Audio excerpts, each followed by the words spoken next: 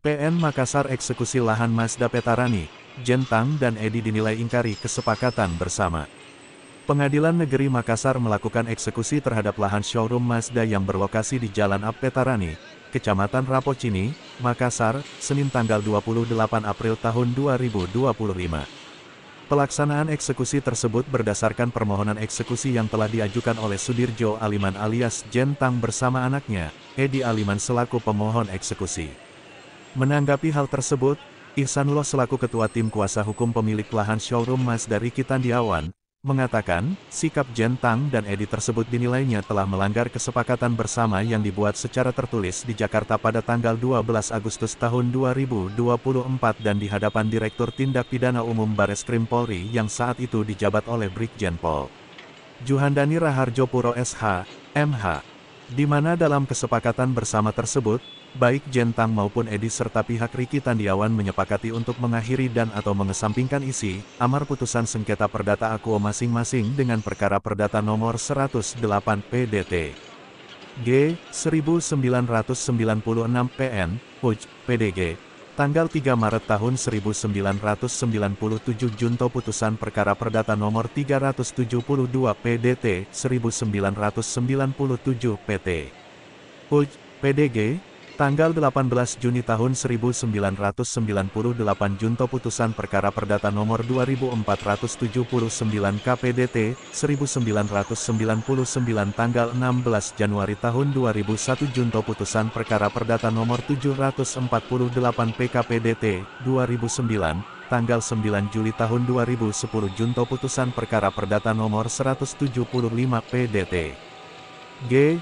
2011 PN Max tanggal 2 Mei tahun 2012 junto putusan perkara perdata nomor 243 PDT 2012 PT Max tanggal 19 September tahun 2012 junto putusan perkara perdata nomor 2273 KPDT 2013 tanggal 21 Februari tahun 2014 junto putusan perkara perdata nomor 231 PKPDT 2015 tanggal 14 September tahun 2015 junto putusan perkara perdata nomor 836 PK 2020 tanggal 16 Desember tahun 2020. Sehingga dengan demikian, maka baik sekarang maupun di kemudian hari putusan tersebut dianggap telah tidak mempunyai daya eksekusi. Ini tercantum dalam pasal 1 kesepakatan bersama yang dibuat secara tertulis, ucapnya.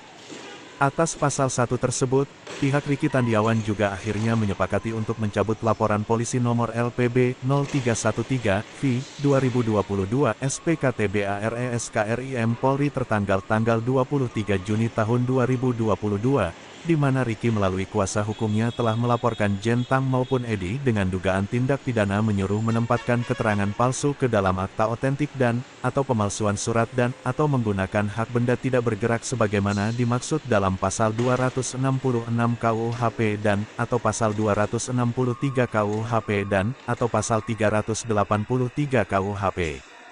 Dan oleh Pak Riki ini juga disepakati agar turut mencabut laporan pidananya terhadap Jentang dan Edi dan ini jelas tertuang dalam pasal 2 kesepakatan bersama mereka, tutur Ihsanullah. Kemudian dalam pasal 3 kesepakatan bersama itu juga masing-masing pihak menyepakati bahwa sertifikat hak guna bangunan nomor 20.196 KL.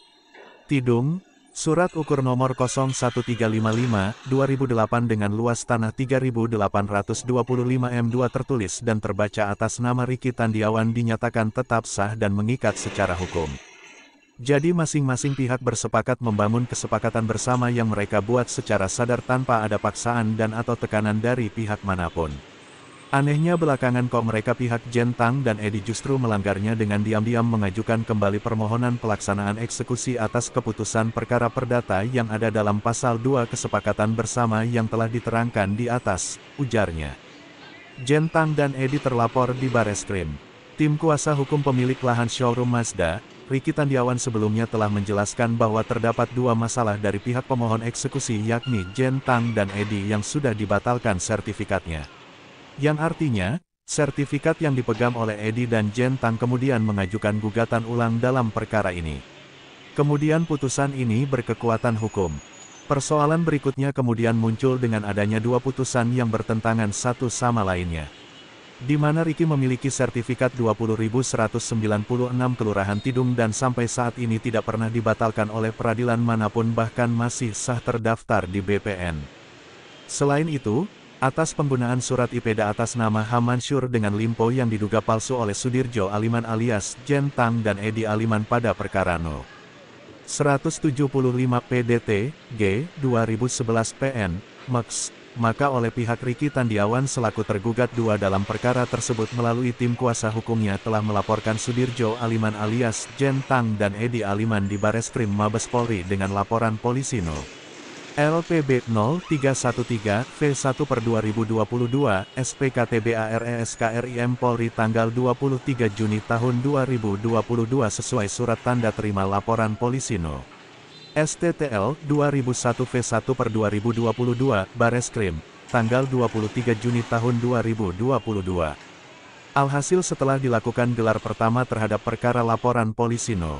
LPB 0313 V1/2022 SPKT Bareskrim Polri pada tanggal 23 Juni tahun 2022 tersebut, maka oleh PLH Kasubdit 2 selaku penyidik atau Direktur Tindak Pidana Umum telah menerbitkan surat tertanggal tanggal 7 Juli tahun 2022 No.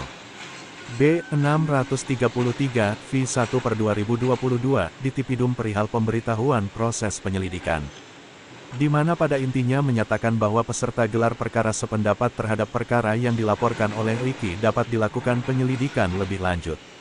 Selang penyelidikan lebih lanjut dilakukan oleh tim penyidik Dirtipidum Bareskrim, kemudian perkara tersebut akhirnya ditingkatkan ke tahap penyidikan dalam artian tim penyidik telah meyakini sudah ditemukan ada dugaan tindak pidana yang cukup kuat berdasarkan bukti permulaan.